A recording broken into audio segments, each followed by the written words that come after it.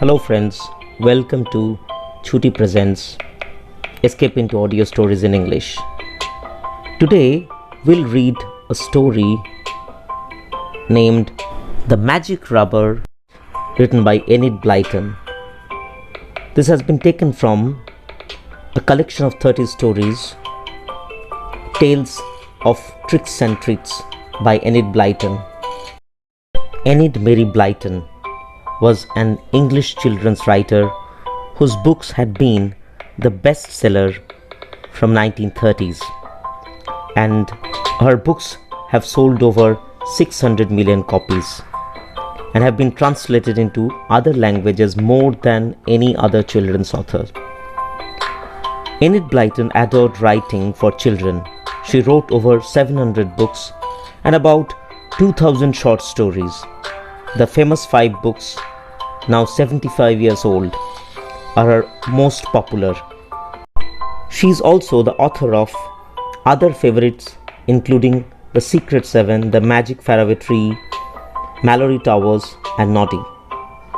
Born in London in 1897, Enid lived much of her life in Buckinghamshire and loved dogs, gardening and the countryside. She was very knowledgeable about trees, flowers, birds and animals.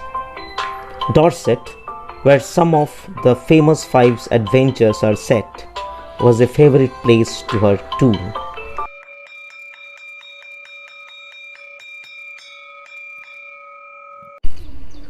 The Magic Rubber by Enid Blyton. Once a very curious thing happened to Keith. He was walking home from school with his satchel full of school books. He remembered he had half finished a sum that rather puzzled him, and he sat down under the hedge and got out his exercise book. He looked at the sum and saw that he had made a mistake in it.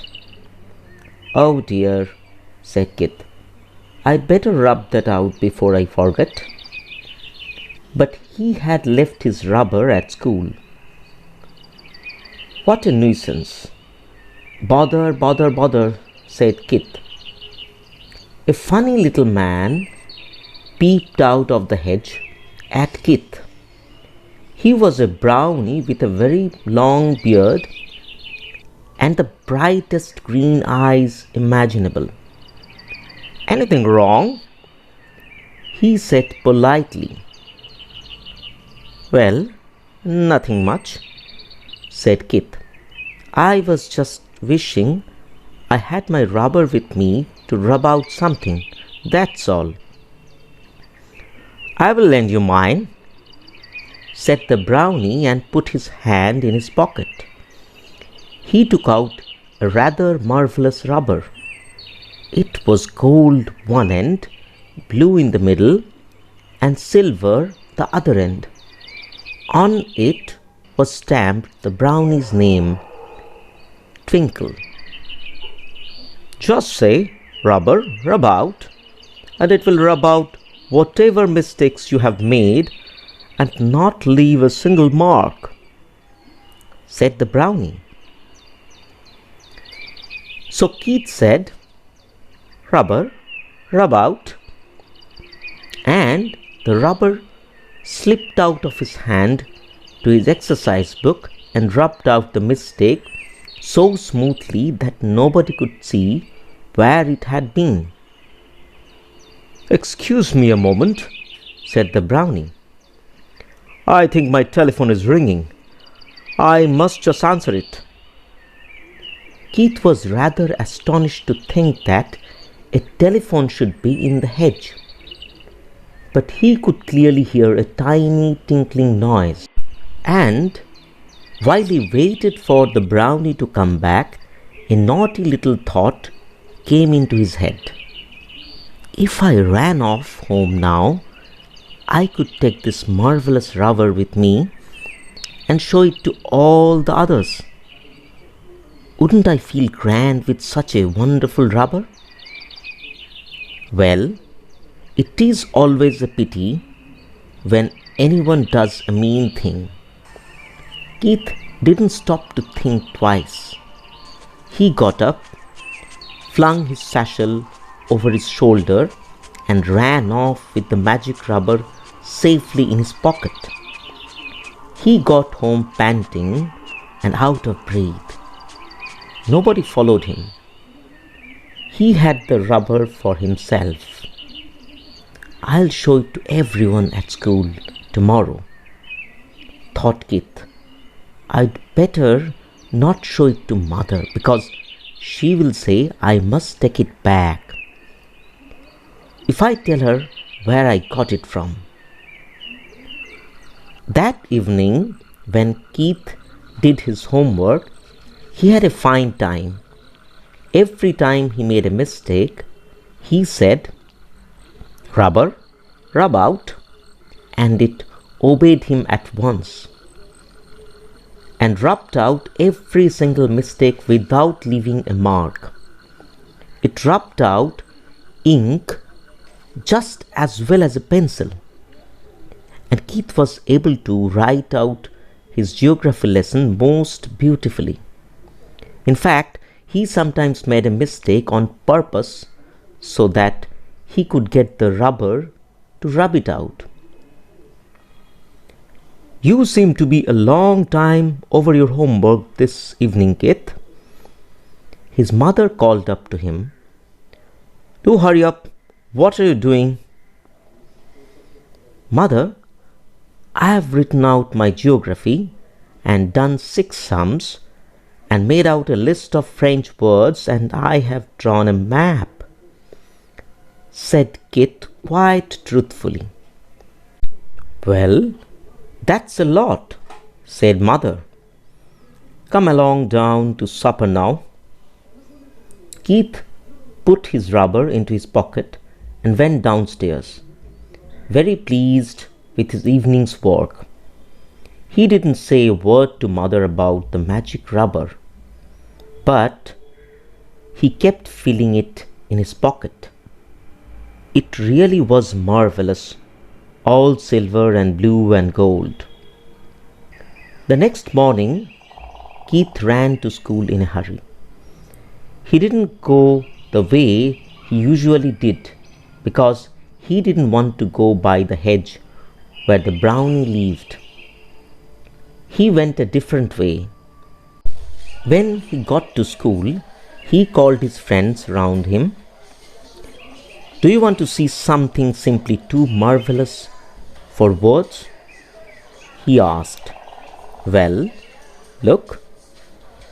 Keith set out his exercise book with his sums so beautifully done, his geography lesson written out without a mistake, his nicely drawn map, and his list of French words. "What do you think of my homework?" he asked. "Isn't it marvelous? Not a single mistake. I shall get top marks today." "How did you do it so nicely?" asked Bill. "Usually you rub out about 100 times and leave messes all over your page. Mr. Brown is always telling you about it." "I will show you how I managed it," said Keith. "Look, I've got a magic rubber. Here it is." "A magic rubber?" cried the boys. "How does it work? Where did you get it?" "Well, when I say to it, 'Rubber, rub out,' it rubs out any mistake for me and doesn't leave a single mark," said Keith. As he showed his friends the rubber and said, "Rubber, rub out," the rubber hopped from his hand and skipped to where Keith had spread out his homework books. And my goodness me, in a second, it had rubbed out all Keith's beautifully done homework. Yes, it rubbed out his geography lesson, his nice map, his list of French words, and all his sums. The pages shone quite bare and clean. Not a pencil or ink mark was on them. Keith stared down in horror. "Oh, you silly, stupid rubber!" he cried. "What did you do that for? Now I have no homework to show to Mr. Brown, and I shall get into dreadful trouble." He did get into dreadful trouble. You can guess that Mr. Brown wouldn't believe Keith's tale about a magic rubber that had rubbed away all his beautiful homework.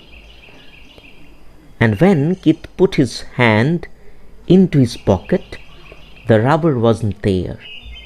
No, it had slipped out and gone back to the brownie in the hedge. Nobody had noticed it, hopping along the lane, except a most surprised dog. Keith had to lose his playtime and stay in after school to do all the homework again that the rubber had rubbed out. And this time his mistakes couldn't be rubbed out so beautifully, and he certainly didn't get top marks. He is now trying to make up his mind to go and find that brownie again and tell him he's sorry he ran off with his rubber, and he hopes it came back all right. I wonder if he will be brave enough to go and do that. Do you think he will? Hello friends, you were listening to The Magic Rubber by Enid Blyton. Please tune in to Chhuti Presents Escape into Audio Stories for other episodes. Till then, goodbye and stay in touch.